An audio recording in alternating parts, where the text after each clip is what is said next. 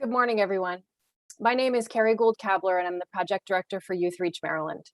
Youth Reach is Maryland's statewide survey and census of unaccompanied youth and young adults experiencing homelessness. It is my absolute pleasure to introduce our keynote speaker today, Marc Dones. Marc uses they, them pronouns and currently serves as the inaugural Chief Executive Officer of the King County Regional Homelessness Authority in Seattle, Washington. In this role, Marc is responsible for oversight of the development and implementation of a regional policy agenda to end homelessness for King County through an explicit equity and racial justice lens. Marc is a social entrepreneur, policy strategist, social justice activist with over 10 years of experience in equitable systems transformation across local, state, and federal government systems. I think we can all agree this is impressive. But this isn't why I was so determined to get Marc to agree to be our keynote speaker today.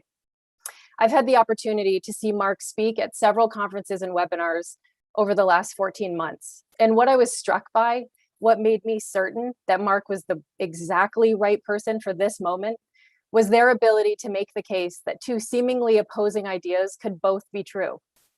Ending youth homelessness is going to be very hard, and it is absolutely possible. It was this reality check, laced in optimism, that made Marc exactly the right person for this moment. Please join me in providing a warm welcome for Marc Dones. Thank you, Carrie. Good morning, everyone. I am happy to be here with you all virtually. I'm not going to be using slides today. I've got my talk sort of on my second monitor, so I'm glancing over there. I'm trying to scaffold through it. I want to talk today about making decisions, because that's what I think we need to do in this country. We need to make some decisions. In thinking about that, right, I want to sort of make a case for shifting our approach inside the homelessness space to really being a housing justice space. And I think that that's where we need to go and what we need to be oriented towards. And I'd like to start with a story that sort of is why this talk is called what it is. A couple years ago now, which is hard because time moves quite quickly, I was in Pittsburgh and I had the opportunity to hear an artist named Vanessa German give a talk. And in that talk, she talked about being a working artist and, sort of the pressures of that and how difficult it is when your livelihood is connected to these really, really large sculptures that she creates.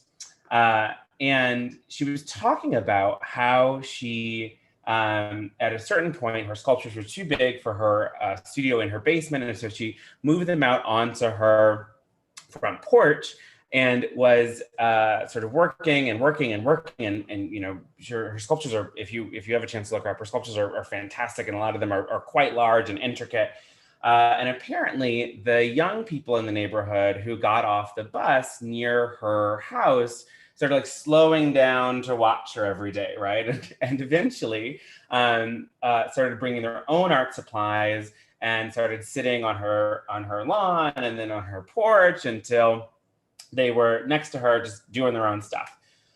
And she is talking about, or talked about how this one young person one day early on in this process was, trying to decide essentially between like two different marker colors or something like that. And, sort of looked at Vanessa and said, I don't know, what should I choose? And Vanessa German talked about how in that moment, she was really hit by like being on a deadline, being a working artist, not knowing how to explain to this little girl, right? Like, I'm working on something that has to pay my water bill, and it has to be done today, right? And so she looks at this little girl and says, you know what? You just need to make a decision. And later in this process, right, as more young people are joining and gathering on her porch, another young person is having a similar moment of indecision, looking at how can they choose between two glitter colors or something, and they're lamenting that they don't know what to do. And the first young person turns to the second young person and says, "You need to make a decision." And I want to start there because I think that's where we are as a country. We're just in a place where we need to start making some decisions. And I think, as Carrie said, right, like, I feel like I've made my decision. I feel like these are all very doable things. We know how to do them. And what is between us and the ability to execute them is essentially making a decision. And I want to sort of begin in that space because I think it's really important to recognize that we don't need to do more planning. We don't need to do more research. We don't need to sort of work to understand the problem better. At this point, what we need to do is decide that we're going to execute on those things that we know. Like, that's it. That's all that's left for us to do. So my hope is that through our conversation today, we can begin to understand what it means to activate those decisions and begin to actually execute on them rather than staying in the contemplation of the decision. So from there, I want to start about why it's necessary for us to make this decision. And I think for if any of you have ever heard me speak before, I always sort of start with this space of like, I've done this thing now for many, many years of reminding us all that our country was founded inside intense racialized chattel slavery, and that we lived inside that world for about 250 years. And then we had institutionalized racialized apartheid for 90. And that the time that we refer to as like the good years, right, has really only been since like the 1960s. So we're really talking about 80-ish, maybe 70-ish years, depending on how you want to slice that, right, of this sort of post-racial America that folks like to talk about. And so I think it should come as no surprise, right, that like my attestation would be that we are not in a post-racial America, that you don't spend 300 years inside an intensely racialized set of systems and suddenly leap into a future that is fundamentally different. And so the world that we need to create, right, the world that we need to spend time inventing is a world of new systems. And again, what I would put forward is that we already understand what that world needs to look like. It is the final decision, right, of activating to create it that feels very daunting and feels like something that we need to sort of continue to perseverate on. What I want to offer up, though, is that continuing to live inside the current systems is not only not getting us where we want to be, it has become unsustainable. That at this point, there is nothing left but to make that leap. There's no choice in front of us other than jumping into making new things. And if we look at our housing space in particular, right, and think about why this is particularly necessary with a case for housing justice, a quick timeline, just starting at 1900, can tell us like how deeply, again, racialized and intensely focused on creating inequity the housing system has been. And I'm not gonna belabor this, but as I'm sure many of you know, we had institutionalized racialized covenants that went into deeds, right? Where people could say as they sold a house that it could never be sold to people of color and other marginalized groups, Jewish folks, etc. We had redlining, which is of course, the process by which assessors went out and made decisions about which neighborhoods in the country were eligible for mortgages and which were not, which has led to historic patterns of not even disinvestment. I think oftentimes there's this narrative around communities, oh, this community has been disinvested from. Many of these communities were never invested in, right? And that was a specific decision made because of who lived there. We also want to be really clear that even when we saw the passage of the Fair Housing Act, right, that didn't create new systems. In fact, the Fair Housing Act has never been fully implemented, and in and of itself has become a hurdle in some instances towards implementing real racially just and oriented frameworks. And of course, we had the subprime mortgage crisis and the recession, right, which disproportionately impacted communities of color, a pattern we've seen now again inside COVID. And what I want to be really clear about is that when I talk about these things, again, what I'm laying out is a set of systems that were designed to harm marginalized communities. That's why they are here, right? And when we talk about the work that we did in the 60s with the civil rights work, when we've talked about, even the work that we've done in the 90s and early thousands in terms of beginning to have these conversations about equity and justice, we have never actually redesigned any of those systems. And so they all function still exactly as they were designed to, which is to create harm in historically marginalized communities. There is a reason why folks of color are disproportionately likely to experience homelessness in every subpopulation. And it's not because being Black is a bad thing. It's not because I am inherently more vulnerable because I'm a Black person. It's because I live in a country that has systems that prey on me once they identify that I am Black. And that, I think, is a core understanding that we need to pull into how we think about things, how we talk about vulnerability, how we talk about young people, right? People are not vulnerable because of inherent qualities they possess. They are vulnerable because society is structured in a predatory way.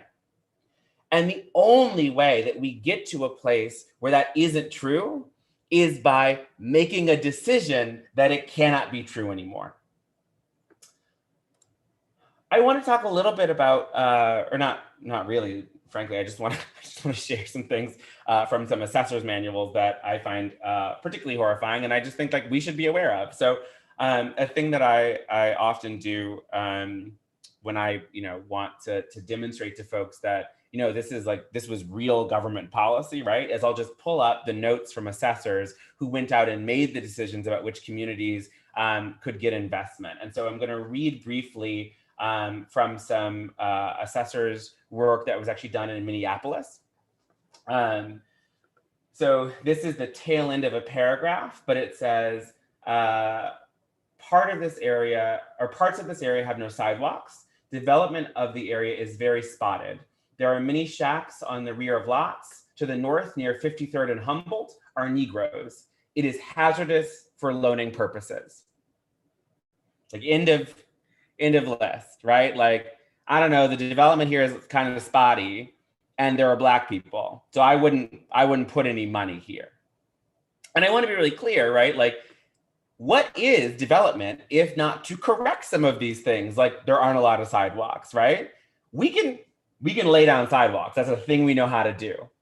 The question is not, is this or in the moment, right, was not, is this a neighborhood that could benefit from development? It's, are the people here worth having those options? Another paragraph, again, picking up towards the bottom of it. On the west, between Lyndale and Humboldt Avenue, from Plymouth to the southern boundary of this area, most of the population today is of the poorer class of Jew and colored people. Again, these are government documents. Like I'm not, and this isn't even like a deep history dive. Like there are things in history that are hard to find out about. This is not one of them. So when we talk about who experiences housing instability, which neighborhoods, which populations, right? Again, I would always center us in the reality that these are decisions that have been made. And so the only path forward are sets of different decisions.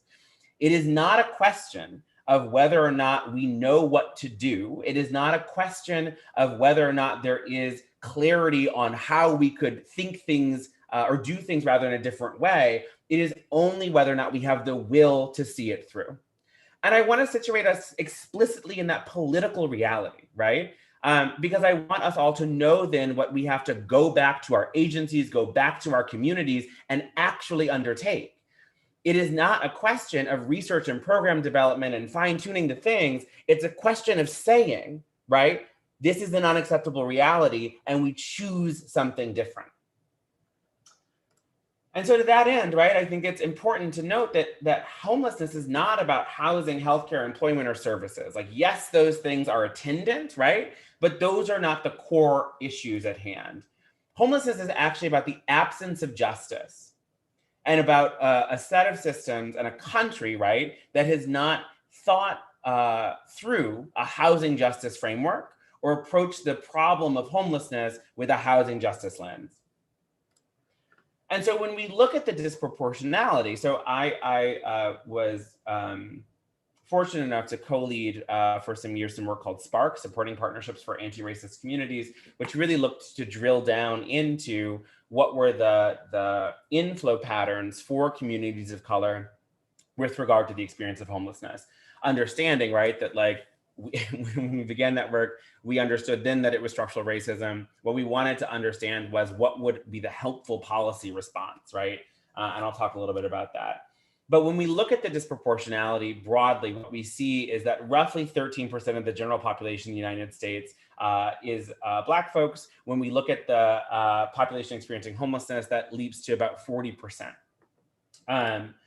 That work, or that statistic has been roughly the same for many, many, many years. You can go back about 10 years, 20 years in the AHAR report and continue to see roughly that same disproportionality. So what we wanted to understand was what's happening in local communities. So we worked with 8 different communities, collected over 200 oral histories, did over 20, or 30 focus groups in the end, actually, and looked at over 180,000 individual client records in HMIS, all with this idea of how can we understand what's happening here. And I will be honest, right? Like I went into this, I just finished telling you, right? Like we know enough, we just need to make decisions. I went into this pretty clear on what I thought we were going to find, and we did.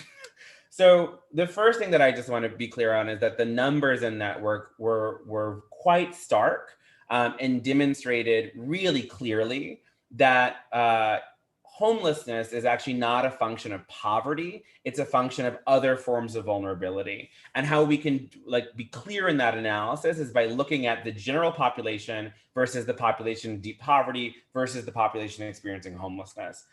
So for 6 communities in the SPARK study, what we found is that the general population was about 18.3% Black.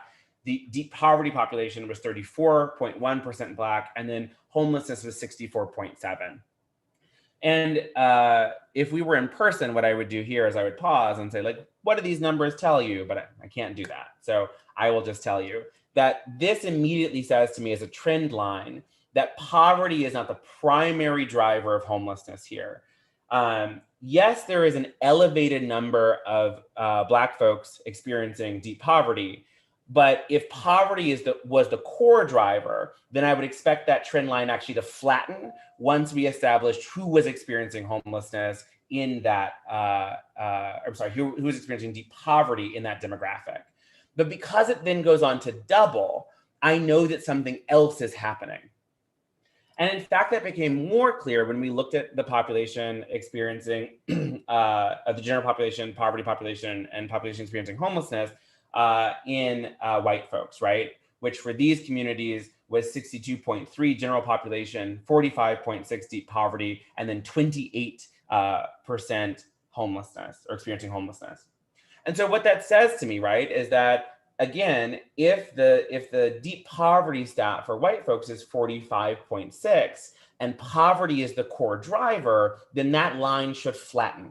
But because it does not, right, because it actually continues to decline as we go into the population experiencing homelessness, what this says to me really, really clearly is that race is a better predictor of whether or not you will experience homelessness than poverty is. And so that alone, right, and this work now happened, when did we do this? 4 years ago, 4.5 years ago. So this work said to me then that it's clear that if we're gonna end homelessness in this country, we have to drive it through a racial justice lens. And that in turn, right, told me that we have to do our work broadly situated inside housing justice, not just inside this idea that there are, the right kinds of services or the right kinds of supports. We have to understand homelessness as an economic position that is born of the economic position that is racism. And I also want to be super clear that racism has always been an economic position. It's like a lot of times we position our conversations about racism as being about how people feel about each other. And ultimately, while I would hope that we can get to a place where people generally feel good about people in this country, that's not what racism has ever been about. Racism has been about taking material things from communities or depriving communities of those material things. And so our solutions to anything that we have identified as being an outgrowth of racism has to be equally material. So what I want to sort of lift up is that when we were talking to people, so there's a lot, I'm an anthropologist by training, and so a lot of this data also was qualitative. We talked to a lot of people. And what we heard from folks were that two of the biggest things that folks lifted up as pathways into the experience of homelessness were around a finding that we called network impoverishment, right? Which was about not just the respondent experiencing financial fragility, but the whole community experiencing financial fragility. And that it wasn't just that, I don't have any money, it's that my aunts, my cousin, like no one has, right, the capital for particularly unexpected expenses.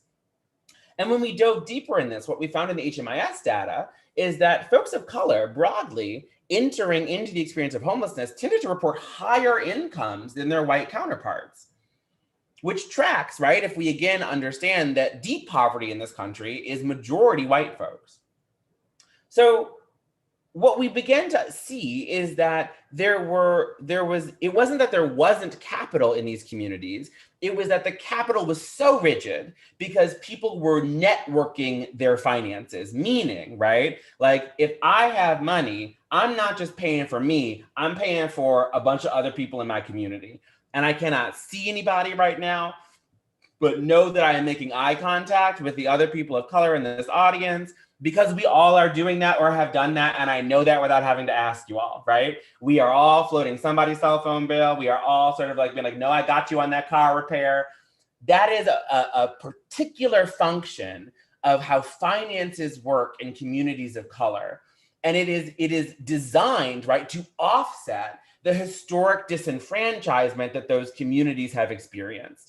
And so the development of that strategy, right, is both in relationship to the cultural understandings of those communities and a survival mechanism from punishing and racist systems. The other thing that folks talked a lot about somebody said in the chat, I've got 5 on it. That is what I'm talking about. I got 5 on it. You don't know how many times a day I say I got 5 on it. Or ask somebody, hey, you got 5 on this? So the other thing that folks lifted up quite significantly were they discussed violence and threats to safety, right? A lot of that was sort of blurred between the home environment and the community generally, and a lot of it particularly affected women. I want to like sort of bridge this into some other work that I was fortunate enough to lead with my team at the National Innovation Service while I was there, where we did some work on safety and thriving for communities of color in New York City. And there were 2 essential findings from there that I want to share with you as we sort of scaffold or build towards this idea of what are the systems we're trying to have, right? And the first is we were trying to just understand, what does safety mean for communities of color, right? Like what does that word mean?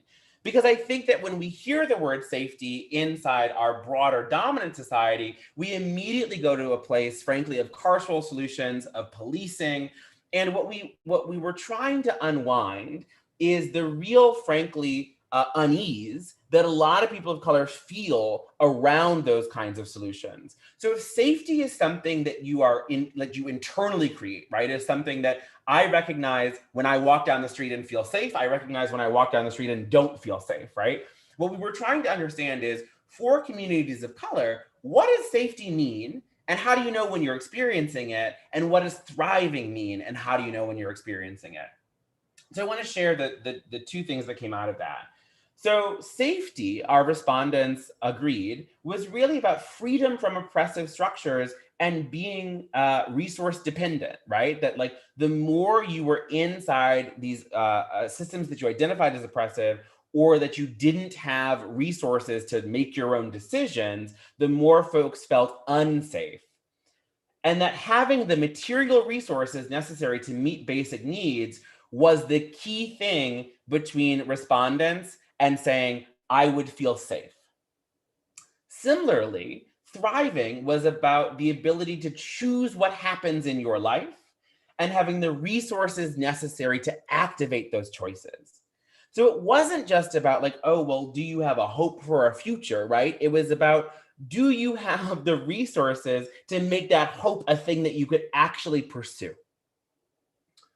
And so again, what that all points to is that these historic patterns of racism and economic disenfranchisement and predatory action inside historically marginalized communities have led to a set of material circumstances that require not the sort of services work that we are accustomed to delivering inside the homelessness space, but a real understanding that, again, if we move this to a lens of housing justice, then we begin by first and foremost responding to the material needs of people, and that is in fact what communities are asking us to do.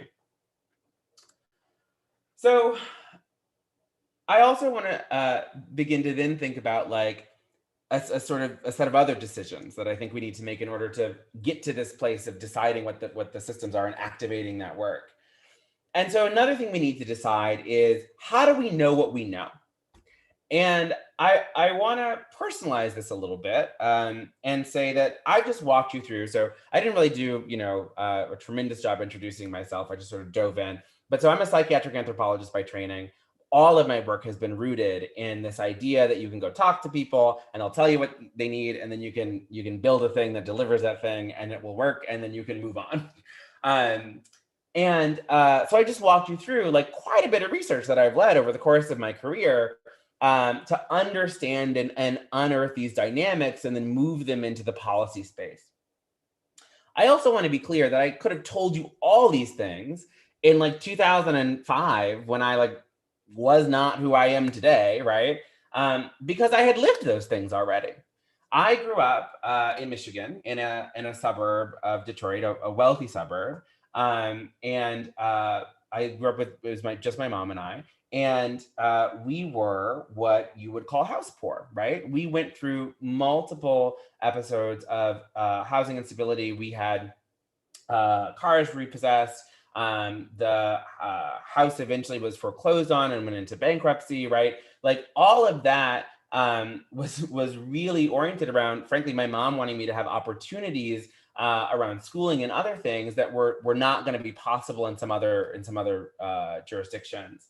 And so I lived that housing instability in that space in my life. I also experienced it in my 20s in New York City. And additionally, right, like I also have significant mental health issues, right? Like I have experienced sexual assault. I've been institutionalized twice. And I'm saying this not to, like, oh, poor me, right? Like I'm doing quite well. I feel great today. I take my mood stabilizers. I can see my medication on my counter from where I'm standing here talking to you, right? Very important.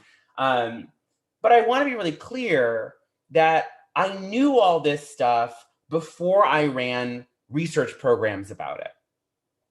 And so when we talk about the decision of what comes next, right? Like what is the future orientation? So much of that future orientation has to be about listening to people who have had the experiences and not asking them to prove that those experiences are real or valid by amassing a lot of research data behind it, right?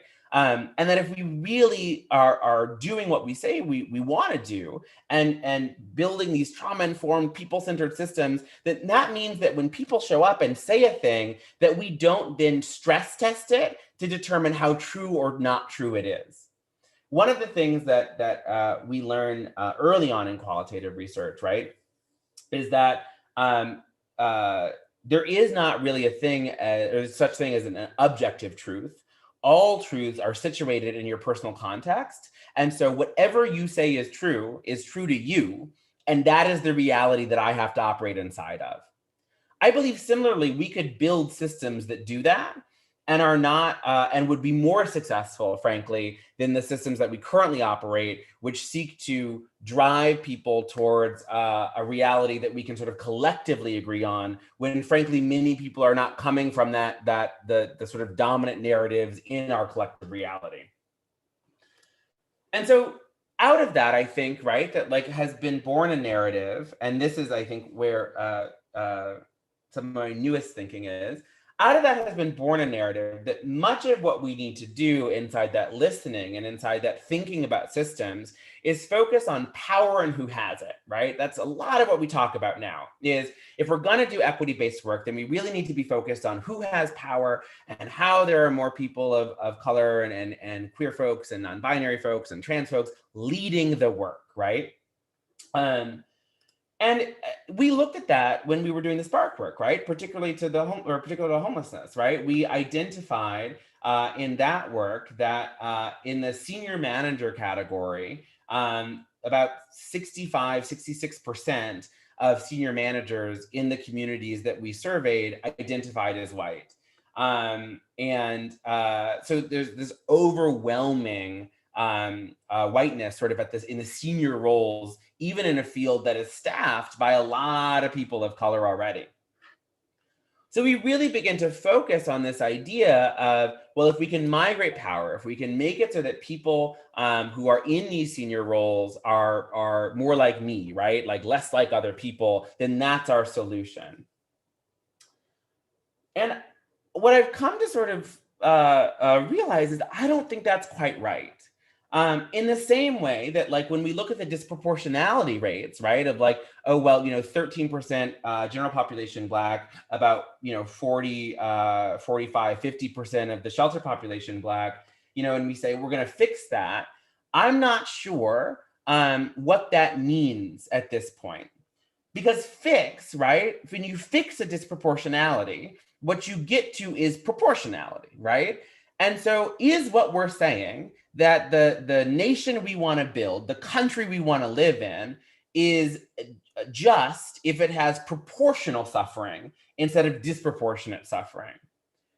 And so in those spaces, I begin to sort of look at like, well, how do you then measure what success is? Because both of those things don't feel good to me, right?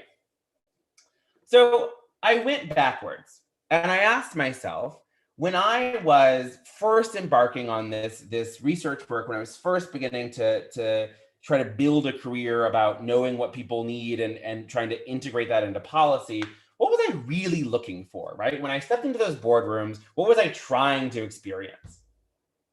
And what I realized is that I had always been looking for an atmosphere that did not, like a policymaking atmosphere, that did not first require me to prove the validity of my being in the conversation. But that I had never really found that. And so instead I'd gone on to sort of, try to gin up that validity anyway. And so I think that what that brings me to is a next thing we need to decide, which is, what exactly is government? Like, what are we doing? What is this thing that we're trying to do together? And I think that what I have realized is that, Governor Deval Patrick, who I was fortunate enough to work in the administration of, right, used to always say, government is only what we agree to do together. And I think about that almost every day, right? That at its core, this idea of government is at least in this country, at least as long as we say we want to do democracy, right, is functionally tethered to this idea that it is how we talk to each other and how we make agreements about how we want to move forward. And so if we're talking about government in that way, if we're talking about public administration, about how we might approach homelessness, about how we might approach housing justice in that way, then what we actually might recognize is that power migration alone is not actually going to do anything. And I'm thinking about that in relationship again to these incredibly entrenched systems and the power that they have to overwhelm, even skilled leaders, right, with regard to the basics of what people in that work have asked for. So going again back to that safety and thriving work, what people said is, I want to be free from these oppressive structures and I don't want to be resource dependent. And that thriving, right, is the ability to make choices. That's what people said thriving was, right? I just want to make my own choices. And nothing about shifting who has power actually translates to what people experience with regard to making their own choices. It really just shifts who's making the choices instead of them. And so if we're really going to talk about what a new system looks like, what housing justice looks like, I think that we need to begin having a conversation not about how we can move towards these notions of equity that are rooted in the proportionality metrics or are rooted in the sort of power shifting metrics. What we need to be having a conversation about is, what would it look like if we oriented our systems first towards healing and let everything flow from that? What would it actually look like if the work that we did was tethered to the idea that when you encounter it, right, you should get to make choices about what unfolds. You should be resourced then to go after the choices that you want to make in your life, and that isn't the goal of government, right, is not to adjudicate whether or not those choices are good. The goal of government is to simply ensure, right, that people are resourced, that they have the capacity to pursue those choices. And again, particularly from a justice lens, looking at historically marginalized communities. And so what that moves us from, right, thinking about shifting towards healing, is that we would, going back to what I was saying at the beginning, we would shift from an understanding and a focus on homelessness as, oh, this is, we have to fix this essentially symptom of many other things. And instead of recognition that because we live inside a society that has been structured in an incredibly predatory way, it is right, in fact, that people don't feel good inside it. And so the work that we need to do in order to ensure that people have access to the things that they need is not just, right, a question of ending homelessness. It is a question of healing. It is a question of doing true trauma-informed work, right? One of the things that we often gloss over in the literature on trauma, because frankly, it doesn't support the way that we run our systems, is that one of the hallmarks of the traumatic experience is that people's ideas of their own world are overwhelmed, and that they do not feel, right, that there was any choice they could make to not have the negative experience that they had, right? And so when we look at the trauma-informed care literature and the actual clinical literature on how people navigate recoveries from trauma, much of it actually is about returning the locus of control to people, meaning, right, that it is about creating opportunities for people to make choices, to self-govern, to do what they want to do. And we don't really dwell on that part of the literature because much of our programming is not designed, right, or is not supported by our systems, I should say, in order to really do that kind of work. But if we start with this idea, right, that we need to first recognize that there is a real predatory nature inside our systems, then we begin to really reimagine, right, like what the work is and what government might be in relationship to that work. And so we might think then about the ability to actually do truth and reconciliation work. And I want to be super clear, I've said this for years, that work can be local. You don't have to wait for the feds to lead on that. You can have a conversation about communities that have been historically harmed, and you can do it in your community without a Senate vote on it. We might actually have conversations about the function of capital, right? Like what is money for? And how do we engage with that function as a system trying to rotate towards justice, rotate towards choice making? And how do we sort of reimagine the work that we do, not right to focus on service architecture, but to focus again on the material architecture of people's lives, which would mean that we would focus on housing and not necessarily on always having attendant services everywhere around, right? And I recognize, and I want to be super clear, that some people need services and supports. But I also want to be clear that in the world that I live in, right, which is, I'm at this point very comfortably middle class, that I can make choices about the services and supports that I need. And as a person with, again, very significant mental health stuff, I've chosen the things that I need and am able to function quite well inside the choices that I've made.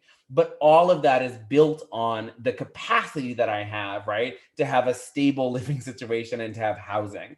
And so this idea, again, of like the sort of housing first policy orientation, I really want us to like understand that down at its core is not about a set of program requirements, but really understand that that is our opportunity to springboard into having a larger conversation about housing justice writ large.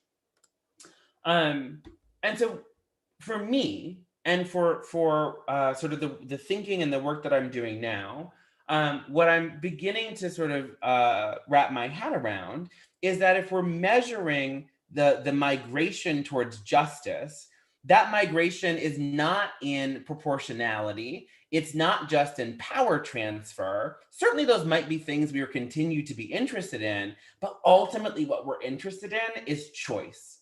We're interested in, does our system provide meaningful choices to people? Is it a menu? And are we resourcing people to pursue the choices that they make?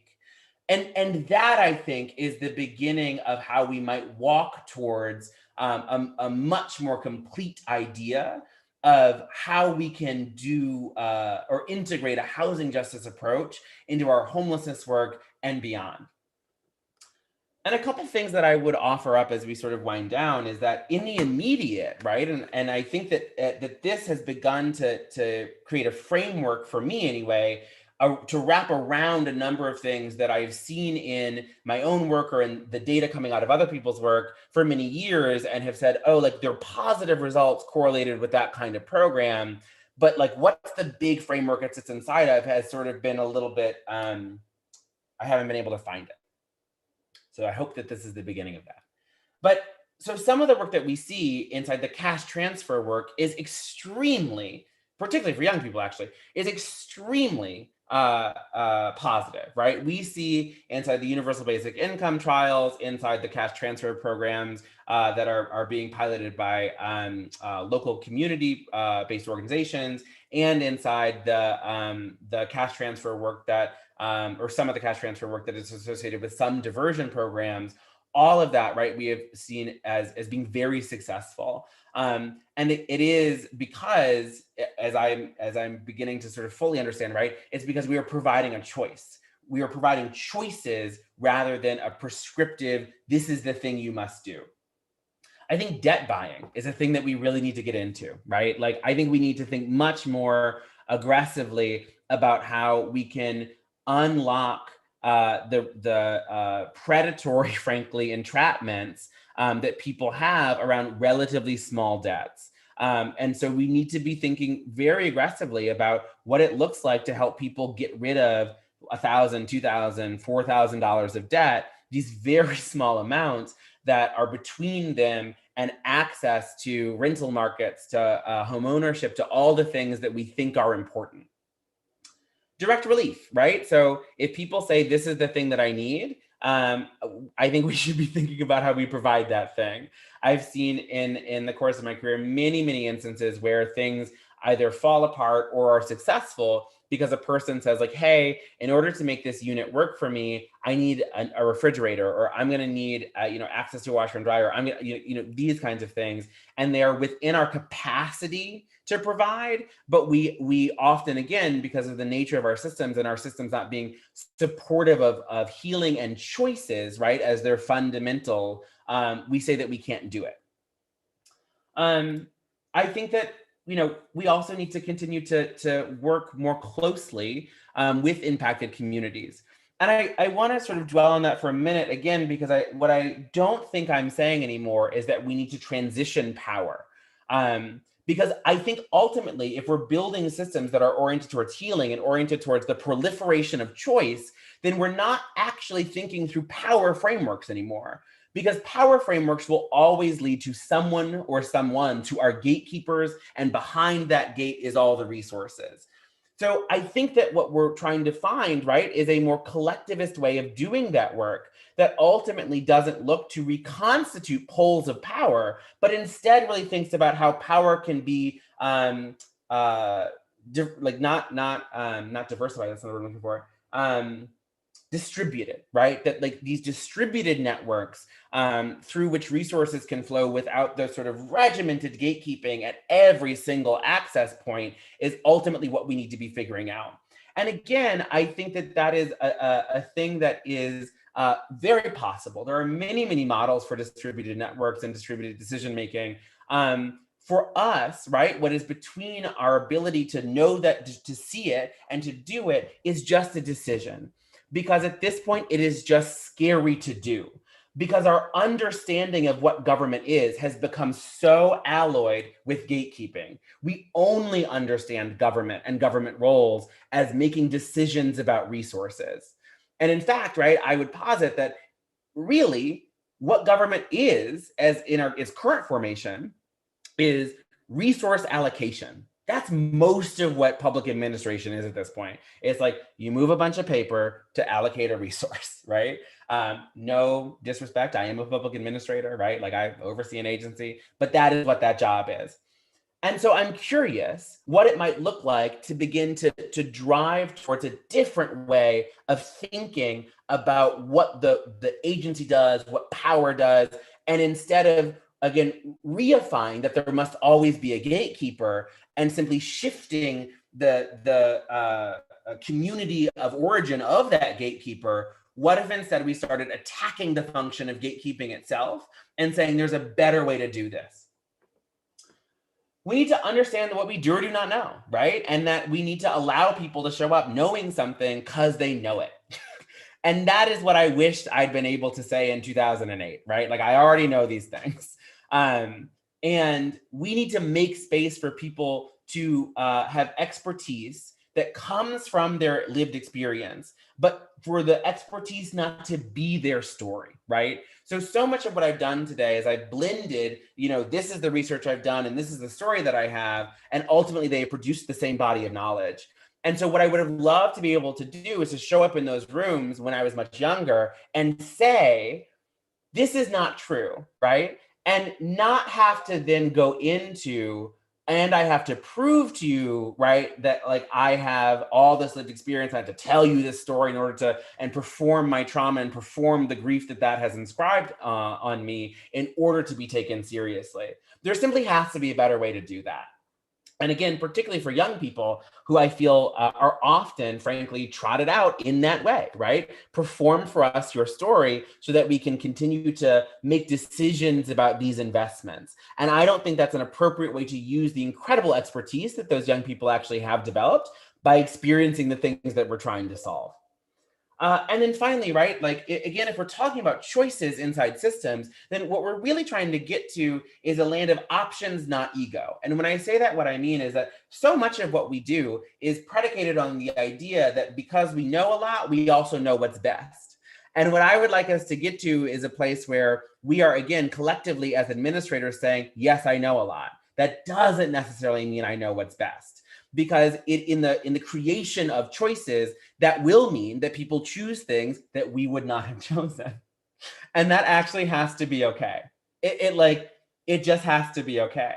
And it's scary, right? Because particularly, like, I feel like when you're a public administrator and you've got, public funds and public trust, right? A lot of it becomes this very risk-averse exercise of how do I make sure that things go right every single time? And that's not a reality that you can live in. That's not a real thing, right? And so what we need to begin to do is say, like, listen, like, part of the work that we do, part of the lives that we live, right, are risky because we have bodies, because those bodies walk around, because you can fall and something can fall on you, because, like, the world is a little bit chaotic, right? And the idea that every risk can be controlled, calculated, and accounted for is not a way that we enable choice. It is a way that we become incredibly rigid in only allowing people to have two-ish options, because those are the options that we feel we can buffer the most risk out of. If we really say that we want people, right, to be successful, to grow, to grow in community, to reattach to the labor market, to do all the things that we say we want, there's risk involved in that. We've all applied for a job we didn't get. We've all probably gotten a job and then done kind of poorly at it, right? We've all taken risks, and those risks have had reward and those risks have had danger. But if we're really saying, right, that the folks who are experiencing homelessness, the young people who are experiencing homelessness, are on a path, right, and that path is to wherever they want to be, then we also have to acknowledge that there's going to be risk there. And I think it's particularly, frankly, important with young people from a policy perspective, right? Where, like, we have to have that conversation about what it means to be under 21, under 18, and, like, where are you allowed to have some agency? Where are you allowed to have some risk? And I say that because I know it's a lightning rod, and so I want to make sure to say it. I want to make sure that I'm not just sort of like, oh, I'm not going to have this tough part of the conversation, because it's the conversation that I need to have in my community, right? We will have to develop a very fine-tuned understanding of what agency looks like for young people and how we really lean into that. But developing those kinds of frameworks and developing those kinds of policies can be done with young people, right? If you had sat me down when I was 15 and said, do you know when you are, like, kind of on one? I would have said yes. Would it have stopped me from always being on one? No. But did I know when I was on a tear? 100%. And what I have seen in some communities is some really exceptional work about working with young people to say, like, let's actually talk about what the risks are. Let's talk about, when someone is ready to live on their own. Let's talk about when someone is ready for X type of housing style or Y type of housing style, right? And young people are able to show up to that conversation and say, like, well, to be honest, like, I don't know that I would be ready for that, because, like, I would probably do this, right? But it requires us to lean into having that conversation instead of trying, again, at every turn to avoid having the real conversation at the center of everything, which is the risks involved in setting up a system for choice. And finally, I will leave you with something that was said to me when I was institutionalized when I was 16. And I was on my way out of the psych ward. I'd been there for about 2 weeks, maybe. And a psych nurse pulled me aside, and she said, listen, I just want you to know that what happened to you is not your fault, but what happens next is your responsibility, because it cannot be anyone else's. And I've thought about that every single day. Because the choices I have to make every day to get up, to take my meds, to continue to keep my mind sort of like in a working order, right, are choices that I have to make every day. And those choices are my responsibility. That doesn't mean, right, that what happened to me, that the sort of landscape of my childhood is my fault, but it does mean there's nobody else here to do this work. And I think that's true about the decisions we have to make as a country, right? The decision to be in a housing justice space, the decision to engage young people, to treat their expertise as valid, to bring them to the table, to pay them for being at the table. My God, pay young people to be at the table. I cannot stress that enough. Those are choices that we have to make because there's no one else here to make them. And like, is it kind of unfair some days? 100%. Should we have been set up for better success by people in the past who like weren't doing terrible things? Absolutely. Well, that's not where we are. That's not the world we were born into. And that's okay. But it does mean that we have to do the work. It doesn't make it impossible. It doesn't make it easy. It'll be hard to do. But at the end of the day, every day, it will just be the choice we have to make. And thank you for your time.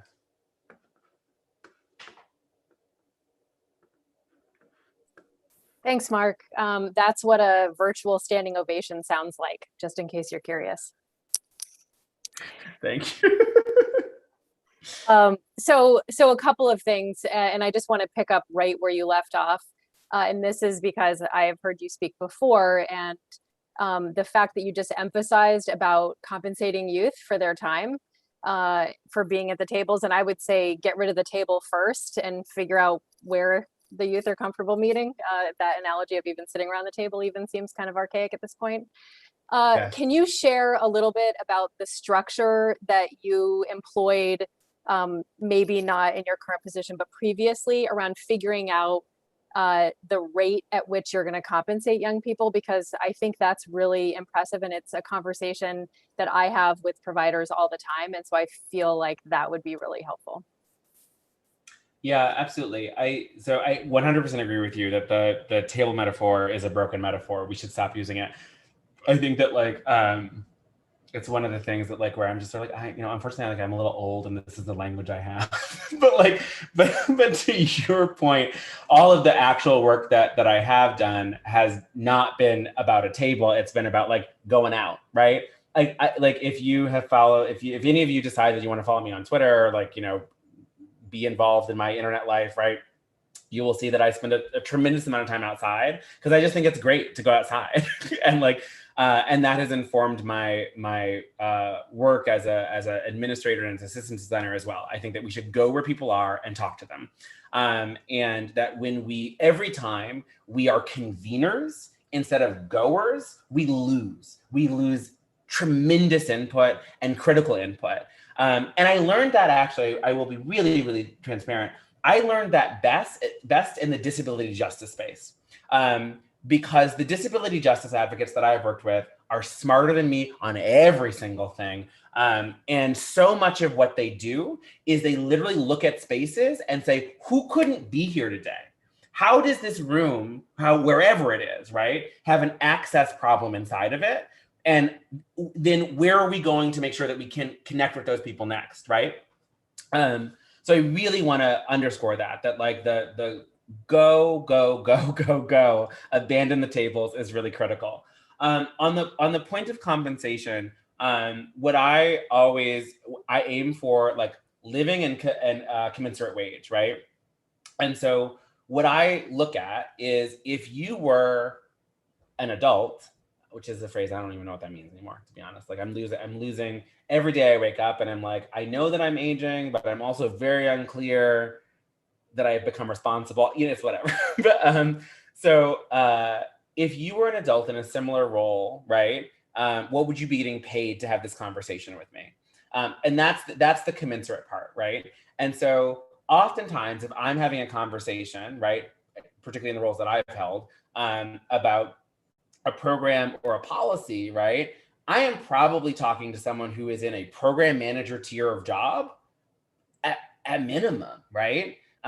Those jobs start at $50,000, $55,000 a year in most places now, right? And so the math that you need to get to in order to then pay you the equivalent wage is just the math, right? Like you say, like, listen, if in this system a program manager makes 55, 65, 7, whatever it is, right? You run it backwards. And you can, depending on how you want to set it up, you can, obviously do hourly, that kind of work. What I will say, and I want to be super, super clear about this, we cannot keep doing this thing where we have a young person on an hourly job for 25 hours a week. It doesn't pencil. You can't live like that. You can't have another job like that, right? Like, And so if you have a young person over half their time, you have that young person, full stop. Like, and you need to account for that in your budgeting. You just need to say, like, that's what we're doing. And I mean that also from the sense of, and I just want to be really clear, benefits. So what I have historically aimed to do at every agency that I've overseen, or every department, right, is say, like, if we're working with you 20 hours or above, you automatically are going to qualify for benefits, because where else are you going to get them? Truly, where else are you going to get them, right? And so, like, we can't continue to have these conversations about, like, oh, you know, we're trying to be more equitable, we're trying to listen, we're trying to do all this stuff, and then the literal structures through which we are doing that listing only recreate these same cycles of oppression and these same cycles of disadvantaging people. And to that, fine point, right? Like, sometimes that means you have to get very honest about what you can actually afford, right? Maybe you can't have 20 young people talking to you about the thing. Maybe you just can't do that right now, right? And maybe the better way to do it is to say, like, we're gonna have two, right? But like, those young people are going to be, like, deep in it on all the things and really informing our process and really helping us shape and move and drive, right? Which is very different than the sort of, like, and I, again, use this term with love, because I have also been, I have done it, but the peanut buttering of stuff in a drive to, like, sort of feel good about what you've done, but ultimately not resource any of it to capacity, we can't do that anymore. And like, and again, I will roll this into my role, because I know there are some people in this audience who are like, I am also a system administrator and my budget is my budget. Sis, I hear you. And what that means is we need to have conversations with our appropriators about what things actually cost. Things are much more expensive than we have told people. And the time for us to tell the truth is here. Like, it is expensive to make all this stuff run the way that it should run. And, like, at this point, we need to start saying things like, on this amount of money, this is the kind of stuff I can do at this level of quality. And it's my job to make sure, as long as I'm in this job, right? Again, those of us who are in these kinds of jobs, right? To make sure that it is quality. Like, providing bad stuff to a lot of people is not, I don't know that that's actually helpful. And I mean that, like, again, bottom of my heart, that is analysis. And we could talk about, like, frankly, we could talk about the placement and stability rates, right, that come out of that approach. Like, when we do things that way, all of the exits that we log, we see those people again. Not all, but a lot, way more than we should, right? And so what we need to be doing is saying, it does not work for me to log your program exit in January and see you in March. It doesn't make sense. Logging an exit means you got to be out. And if you come back, right, then the conversation we should be having when you come back should be 2 years later. Then it should be like, what caught you up? And how are we going to make sure it doesn't happen this time, right? But, like, it cannot just be the revolving door that happens when the approach, right, doesn't provide the quality and the support around stabilization in order to really make sure that it is a real exit. Thank you so much for that. I'm hearing you say loud and clear, we're either going to keep spending a bunch of money sort of piecemeal, or we can be really thoughtful about it and try to capitalize on that. So a really good question came through related to the COVID-19 pandemic, public health crisis that we all have been living in for the last 14 months, where a lot of resources were made available to specific cities and communities. And so the question is, how can those communities and even the state, but I think really focusing locally, what could happen to leverage and scale the programs such as direct benefits to folks? How can those programs that were initiated and implemented during COVID-19 be scaled to happen on a regular basis? Because I think what this person's getting at, and what we all have seen, is that it was really successful in getting, cash to people whether it's youth in foster care or young people experiencing homelessness, that it really met a need, and you know, peripherally it worked. So what are your thoughts around that? Yeah, I think this is a tough answer, but it's my answer. Is we need to make decisions about what actually works and what doesn't, right? And so there are a lot of things that we do that do not have the outputs and outcomes that we need, and so those we need to figure out how to borrow a COVID term, de-intensify our funding in those spaces. And particularly, my eyes are on congregate shelter. We've known for 20 years in the literature, right, that like congregate shelter is harmful. Every study of congregate shelter has come back, at least in my space, the qualitative space, right, has come back overwhelmingly like, oh, this is bad for people, right? And so we need to start thinking about what it looks like to reconstruct the work that we are doing in the shelter space to, in my mind, sort of move towards two things simultaneously. One is more like emergency housing, less like emergency shelter. And then the other thing is more like cash support, less like services, right? And I think that, like, you know, there are ways that we can approach this. And again, if you are a system administrator and you want to talk to me about this, like talk, do actually find me and reach out, because it is literally the work that me and my team are currently doing, is to identify, like, how does this work? How does it pencil? But I will say that I think that those are two areas of significant interest in terms of how things become sustainable. I think the other thing that we want to look at, and this is again speaks to the politics of it, which I think we just need to always have an eye on, is we do need to start having conversations about federal dollar. Like, again, if we're talking about scale, we're always talking about federal money, right? And so we need to be having conversations about federal dollars that have capacity in them to be flexible. So if we're looking at federal grant streams, I won't bore those of you who don't need to know this, but those of you who do it, like, I bet you're already listing, like, oh, these are the federal dollars that are always super flexible, and they go to things like parks. We can think about making an ask, right, about that. We can also, I think there is appetite in this administration for maybe another 8 months for, like, a lot of us to make some noise. You're like, it would be good if some of these things could stay, right? And to really push on that. And then the other thing that I would flag is, I think that there is significant reimbursability, and this is really boring, I apologize to everyone else. There's significant reimbursability lost by not fully taking advantage of certain existing Medicaid reimbursable frameworks that we could apply to things. And particularly if, I apologize, I do not remember offhand whether or not you have a waiver, but if you have, like, Medicaid transformation waivers in place at the state level, then you have even more latitude with regard to sort of what you can begin to get underneath your reimbursability frameworks. I'm doing administrator talk, I'm so sorry. The billing on that is complicated. And so that often is the barrier, right? Is that providers like, I don't know how to bill on them. Like, this is a mess. And like the float you have to maintain because the reimbursement timeline can be laggy, right? And that is a place where, again, I think what we need to do is, as administrators, figure out what the fix is there, right?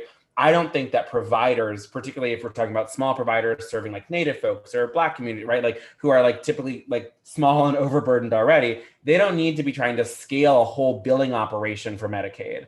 I think we need to figure out how we plug that hole. And some of that could look like subcontracting through provider agencies that do have that capacity. Most of our behavioral health providers do have some Medicaid reimbursability capacity already. It might also look like lead agencies of COCs taking on the capacity to hold that Medicaid reimbursability function. So thank you so much for that. And the comments in the chat are all giving you that silent standing ovation I told you was happening. So while you have your federal hat on, what are some things that we can be excited and or optimistic about in the realm of really beginning to address and move closer to ending youth homelessness in the current administration and what their policy agenda is? Yeah, I think the two things that I'm really excited about, and I think that we should all be sort of making noise about, are the conversation about voucher expansion, right? Like any conversation that vectors towards like a more universal access for vouchers, great conversation to be having. I don't mean to sound ridiculous, but the solution to homelessness is housing, and I just got to be really clear about that. Because like in many conversations, and I was talking a lot about choices, a lot about the materialness of those choices, right? But I want to be clear, it is about like housing. And when we have conversations, I think oftentimes we center it in the services component, because again, we've seen what happens when people destabilize and et cetera, et cetera. There's a way to approach that, I think, that isn't the intensity of services, I think, is a little bit off in terms of how we have structured our system. And so I think that we need to be having a real clear-eyed conversation about two things: voucher access and the increase in development for 0 to 30% AMI housing stock, right? Like those two things are between us and a reality in this country where everybody could be housed. So I would really say that those are two spaces to be excited about. I think the other thing to be excited about is that there's a lot of indication that this HUD secretary and her senior team are interested in having explicit racial justice approaches, right? And given that we understand that the systems that catch young people up, that then disproportionately feed into the experience of homelessness, are disproportionately like in queer communities and communities of color, right?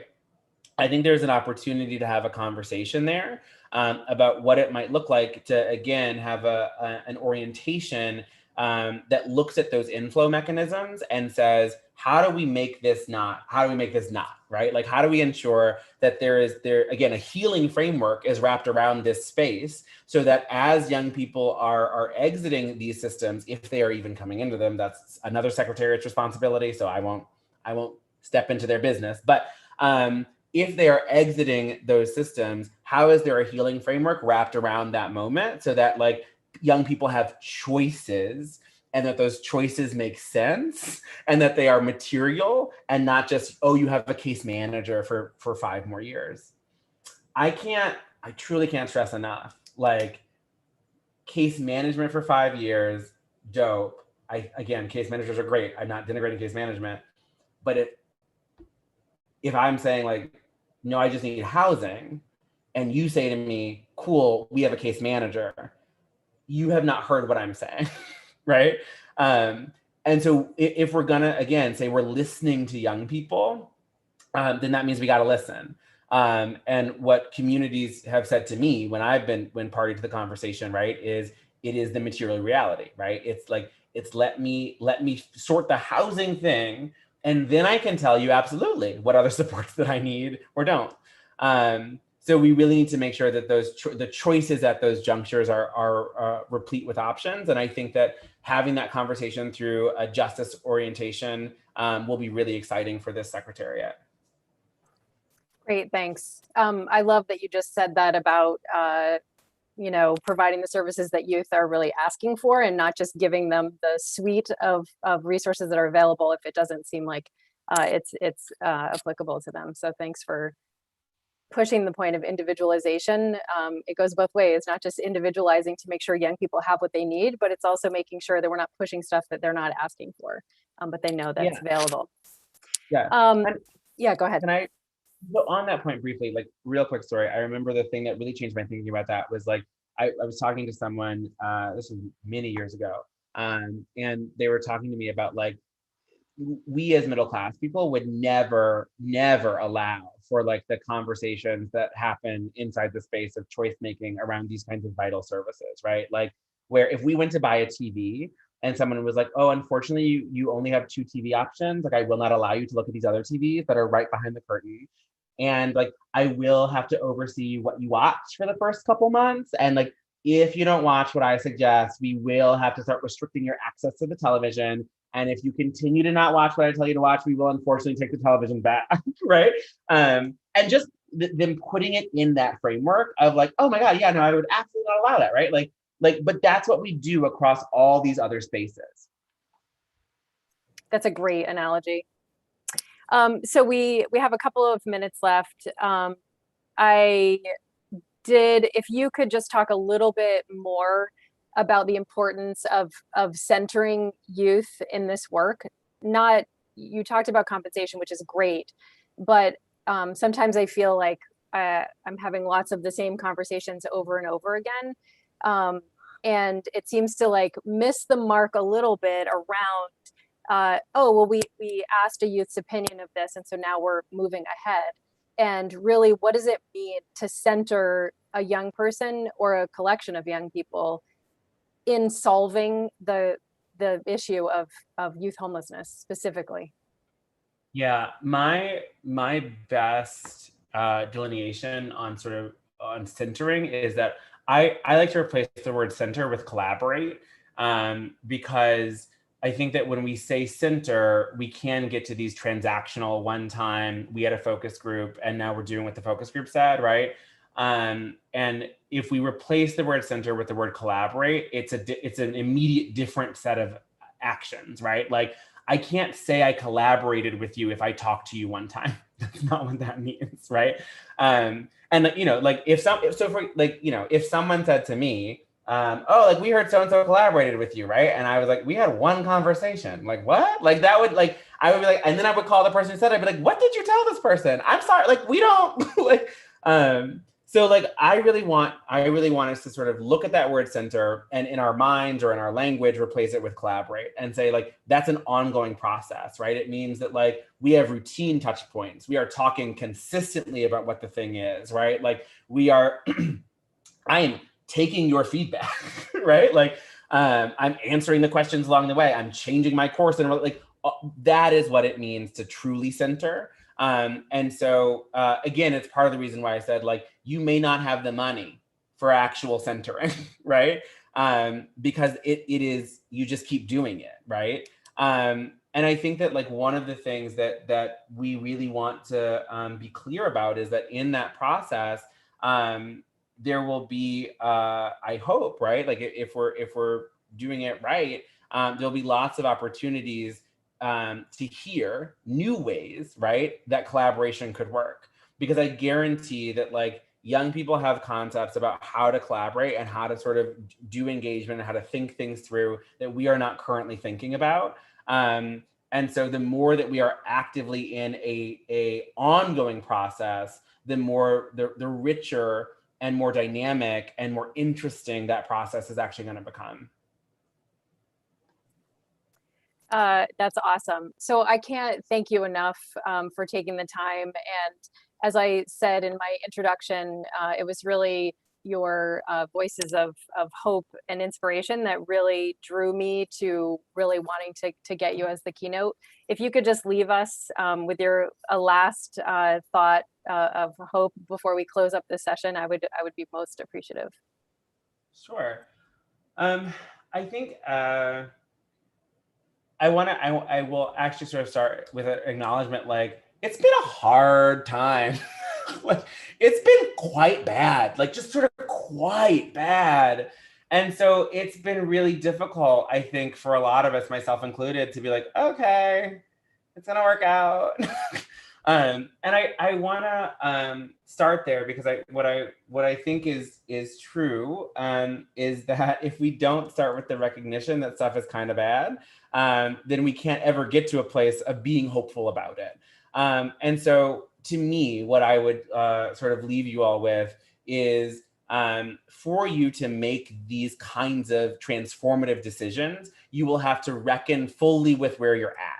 And don't let that demoralize you, right? One of my favorite quotes is, in order to get found, you have to admit you're lost, right? Like, so like if you are out wandering, like we've all been lost at some point, right? In some metaphorical or physical way. And like, you first have to be like, oh, I'm lost, right? And once you say it, once you know that that's what's happening, right? All manner of things become possible. And you can find your way to where you need to get to, but you first have to say, like, this is not super great. And so what I would really push you to do is, as you leave here today and look for hope and look for possibility, don't make it the sort of false toxic possibility of like, we're going to do the things, right? Without first acknowledging it's been a hard year and a half, coming off of a hard century, coming off of a, like, it's just been hard, right? And so, and again, like in that space of like, what happened before is not your fault, but what happens next is your responsibility. Like, let yourself sit inside that recognition, and then let the pull of possibility really be able to pull you forward, because you have like done the reckoning work. And I would say that, you know, if you're ever feeling like sort of like down, like let yourself be, like, let that be okay, right? Like, this work that we do is hard work, and it is often demoralizing. And toxic positivity is a thing. And like, and many of us show up at work every day being like, well, if I'm not Jesus today, I've failed at my job. And like, that's not my orientation. I don't think that's a good way to live, right? Like, I think that like, there are going to be good days, there are going to be bad days. And I think that what's most important is that we keep having days. Thank you so much for that. And I know that we're all going to be watching with supportive curiosity about what you're able to do in Seattle, Washington. So thank you so much for joining us. Thank you. And please reach out if you have thoughts about, you know, if you're like, hey, I have an idea about how this might work, like, do let me know. I'm always looking for help. Be careful what you ask for. So I just did want to take a moment to thank all of the direct service providers that are with us today. It has been a very difficult year. And I just want to recognize all of the hard work that's happening within all of our COC partners, and how much we value at the university, value our relationships and partnerships with the COC. So thank you so much. I hope that everyone has enjoyed day one of Sparking Positive Change, a symposium to end youth homelessness in Maryland. Tomorrow is another day of great workshops. I hope anyone who had difficulty logging in has figured that out. And if you haven't, please reach out to our tech host to work out any issues you might have so that you can join tomorrow. A panel tomorrow afternoon, we'll have our closing plenary, which is a panel of youth and young adults who will discuss meeting the specific needs of unaccompanied youth experiencing homelessness, moderated by Desiree Jefferson. Sessions start tomorrow at 9 a.m. So if you had trouble logging in today, I would suggest logging in a little bit early to make sure that you can remedy any of those problems.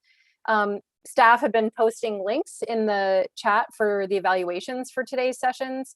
Please take time to complete the evaluation. There's a separate evaluation tomorrow that will be at the end of day 2. Your feedback is extremely important to us, and it really does help us design future sessions. And don't forget that we have staff monitoring the chat, including a help desk. So please let us know if you're having any issues with connection. So thanks for joining us today, and we'll see everybody back tomorrow morning at 9 a.m. Thanks.